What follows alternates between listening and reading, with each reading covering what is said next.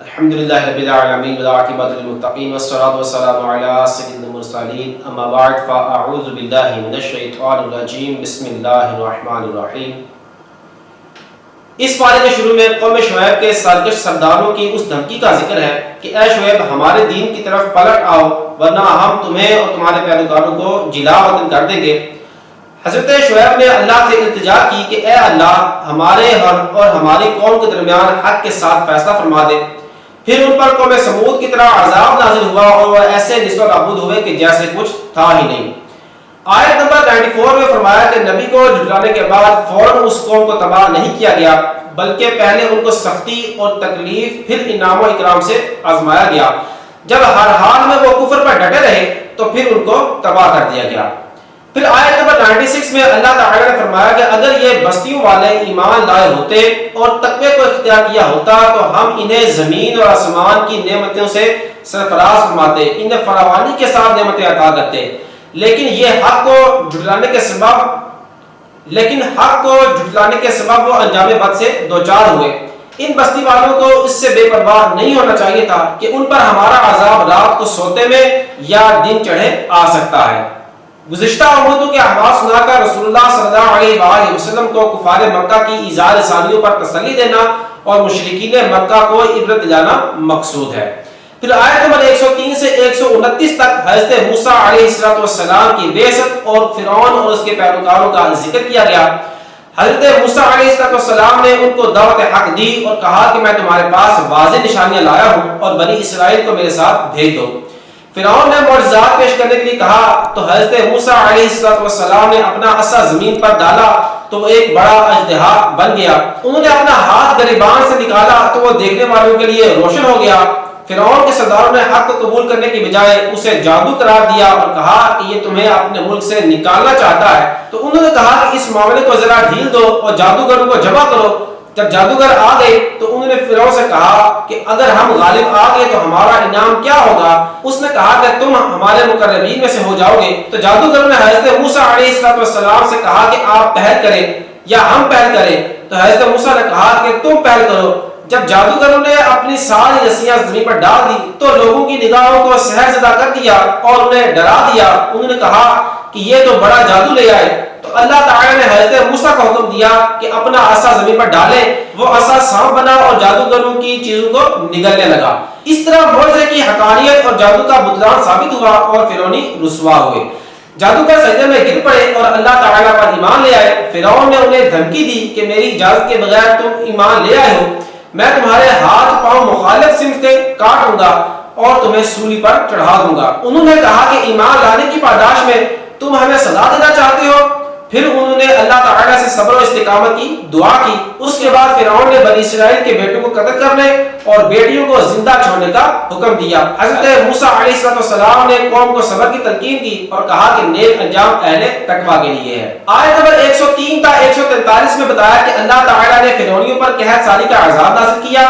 فرعونیوں کا طریقہ یہ تھا کہ اچھائی کو اپنے کمال گراتے اور برائی کو بدشگونی کے طور پر حضرت موسیٰ علیہ السلام کی طرف منسوب کرتے۔ پھر ان پر ٹڈیوں، جوؤں، مینڈکوں اور خون کا عذاب نازل کیا۔ جب عذاب میں مبتلا ہوئے تو حضرت موسیٰ علیہ السلام سے کہا کہ آپ اللہ سے دعا کریں کہ ہم سے یہ عذاب ٹل جائے۔ اگر ایسا ہوا تو ہم آپ پر ایمان لے آئیں گے اور بنی اسرائیل کو بھی آزاد کر دیں گے۔ لیکن حضرت موسیٰ علیہ السلام کی دعا کے نتیجے میں عذاب ٹل جانے کے بعد فرعونی اپنے وعدے سے پھر گئے تو اللہ تعالیٰ نے انہیں سمندر میں غرق کر دیا۔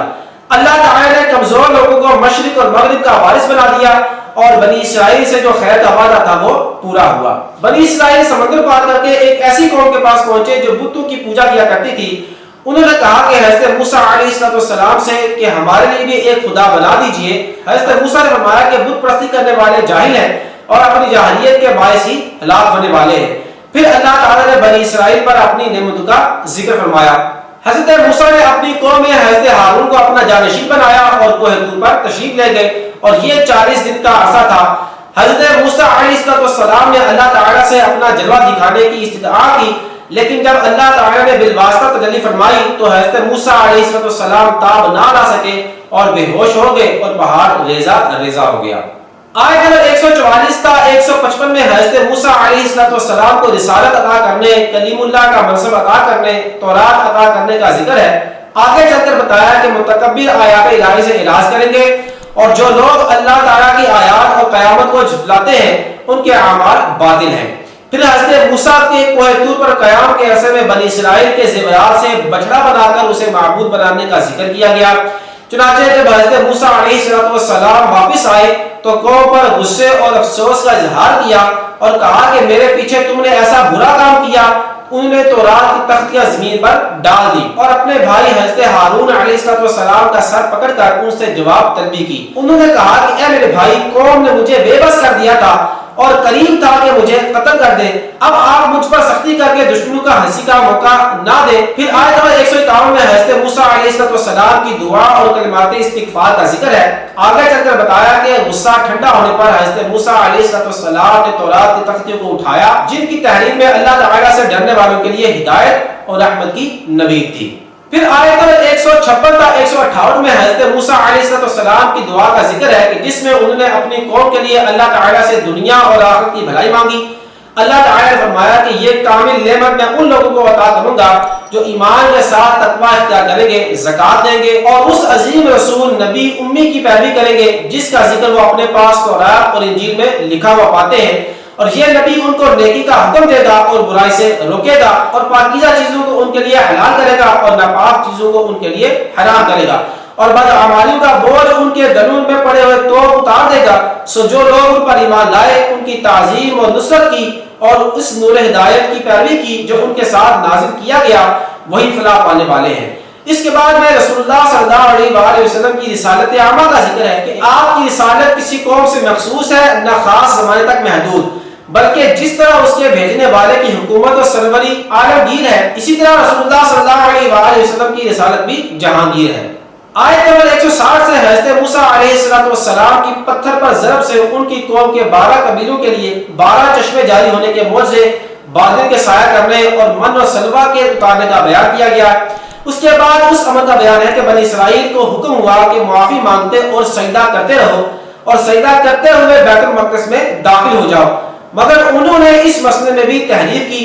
مزید فرمایا ہے کہ سمندر کے کنارے ایلا نامی بستی میں انہیں ہفتے کے دن مچھلیوں کے شکار کے لیے منع کیا گیا، مگر انہوں نے اللہ تعالیٰ کے حکم کی نافرمانی کی، سوائے ایک گروہ کے کہ بنی اسرائیل کی ان نافرمانیوں کے باعث ان کی صورتوں کو مسح کر کے بندر بنا دیا گیا۔ آیت نمبر 167 سے 168 میں یہود کے برے اعمال کے سبب ان کی جمعیت کے منتشر ہونے اور ان پر جابر لوگوں کے مسلط ہونے کا ذکر کیا گیا۔ بعد والی آیات میں ان کے برے جانشینوں کا ذکر ہے جو رشوت لے کر اللہ تعالیٰ کی آیات میں رد و بدل کیا کرتے تھے، اور ان سب برائیوں کے باوجود اس مغالطے وہ اس مغالطے اور خود فریبی کا شکار تھے کہ وہ بخشے جائیں گے۔ اللہ تعالیٰ نے فرمایا کہ آخرت کا گھر صرف متقین اور اللہ تعالیٰ کے فرما بردار بندوں کے لیے ہے۔ آیت نمبر 172 میں اس عمل کا بیان ہے کہ اللہ تعالیٰ نے تمام بنی آدم کی ارواح کو جمع کیا اور ان سے اپنی نبویت کا اقرار کروایا۔ اس اقرار کو عہد الست سے تعبیر کیا گیا۔ آیت نمبر 175 میں جس شخص کا ذکر کیا گیا ہے اس پر علماء کا اختلاف ہے، بعض نے اسے بلعم بن باورہ قرار دیا، بعض نے اسے امیہ بن سلط اور بعض نے اسے ابو عامر فاسق قرار دیا ہے۔ ان تینوں میں ایک برائی حسد قدر مشترک ہے، یہ سب کے سب علم اور زہد اور ریاضت والے لوگ تھے، لیکن بلعم بن باورہ حضرت موسیٰ علیہ السلام سے حسد کی وجہ سے اور امیہ بن سلط اور ابو عامر بن سیفی سرکار دو عالم صلی اللہ علیہ وآلہ وسلم سے حسد کی وجہ سے کفر اختیار کر کے راہ حق سے منحرف ہو گئے۔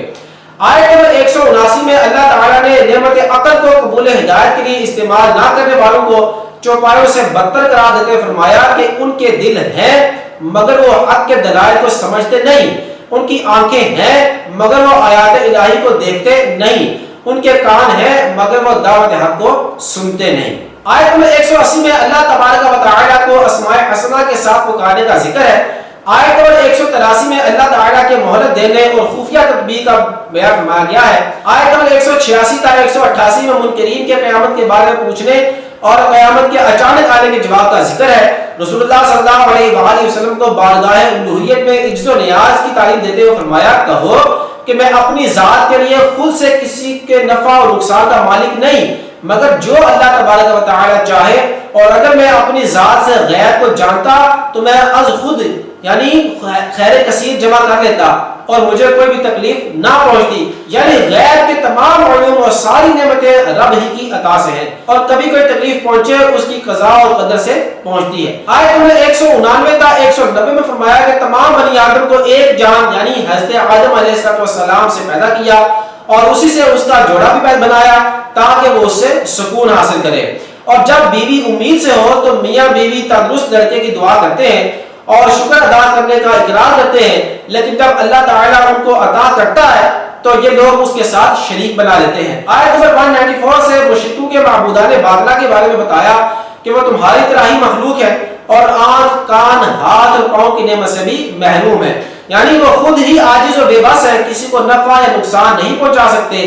یہ چیزیں اللہ تعالیٰ کے اختیار میں ہیں۔ پھر آیت نمبر 199 میں اخلاق حسنہ کی جامع تعریف ہے کہ اللہ تعالیٰ نے سرکار دو عالم صلی اللہ علیہ وآلہ وسلم سے فرمایا جو قصوروار معذرت طلب کرتے ہوئے آپ کے پاس آئے تو اسے معاف کر دیجئے، اچھی باتوں اور نیک کاموں کا حکم دیجئے اور ناسمجھ لوگوں سے اجنے کی بجائے رخ انور پھیر لیجئے۔ اور اگر شیطان وسوسہ اندازی کرے تو اعوذ باللہ پڑھیے اور اللہ تعالیٰ کے ذکر سے شیطان کے شر سے پناہ حاصل ہو جائے گی۔ سورہ اعراف کی آخری آیت 204 میں ہے کہ جب قرآن پڑھا جائے تو غور سے سنو اور خاموش رہو تاکہ تم پر رحم کیا جائے، اور اپنے رب کو صبح و شام خوف اور عاجزی کے ساتھ پست آواز میں دل میں یاد کیا کرو اور غافلوں میں سے نہ ہو۔ سورہ اعراف کی آخری آیت میں فرشتوں کی صفات کا ذکر فرمایا کہ وہ اللہ تعالیٰ کی عبادت سے تکبر نہیں کرتے، تسبیح بیان کرتے ہیں اور اللہ تعالیٰ کی بارگاہ میں سجدہ ریز ہوتے ہیں۔ اس سے یہ حاصل ہوتا ہے کہ انسان جو کہ مسجود ملائکہ ہے اسے بطریقے اول یہ کام کرنے چاہیے، یعنی نماز پابندی سے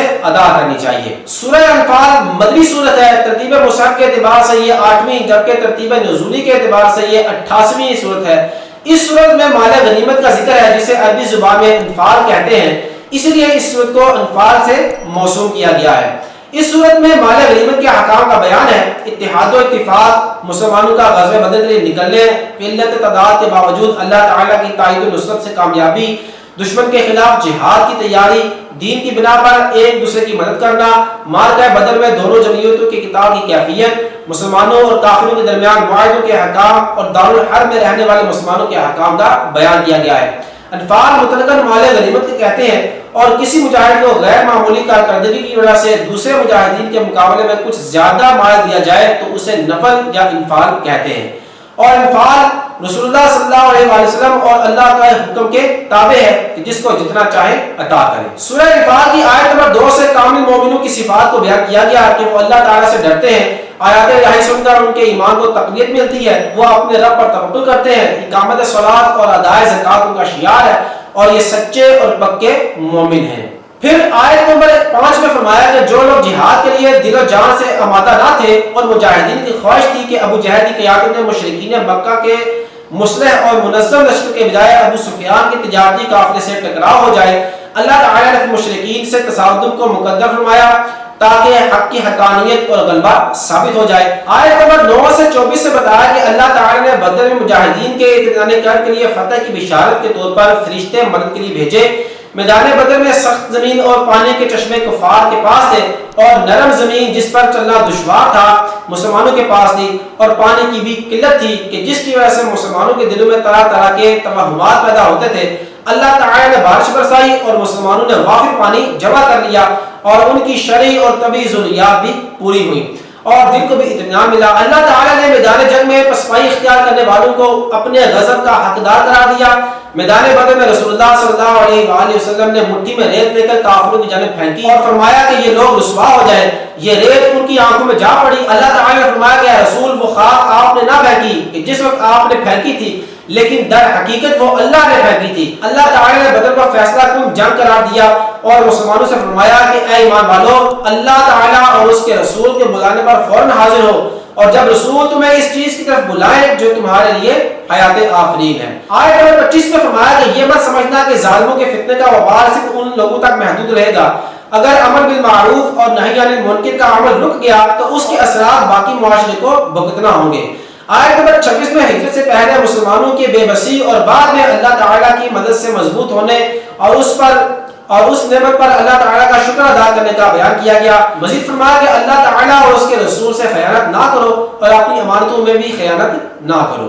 آیت نمبر 30 میں ہجرت کے موقع پر مشرکین مکہ نے اپنے دار الندوہ میں رسول اللہ صلی اللہ علیہ وآلہ وسلم کے بارے میں جو مشاورت کی اس کے احوال کا بیان کرتے ہوئے فرمایا، اور اس وقت کو یاد کیجئے جب کافر آپ کے خلاف سازش کر رہے تھے کہ آپ کو قید کر دیں یا معاذ اللہ قتل کریں یا جلا وطن کریں۔ وہ اپنی سازش میں لگے ہوئے تھے اور اللہ تعالیٰ اپنی خفیہ تدبیر فرما رہا تھا، اور اللہ تعالیٰ بہتر خفیہ تدبیر فرمانے والا ہے۔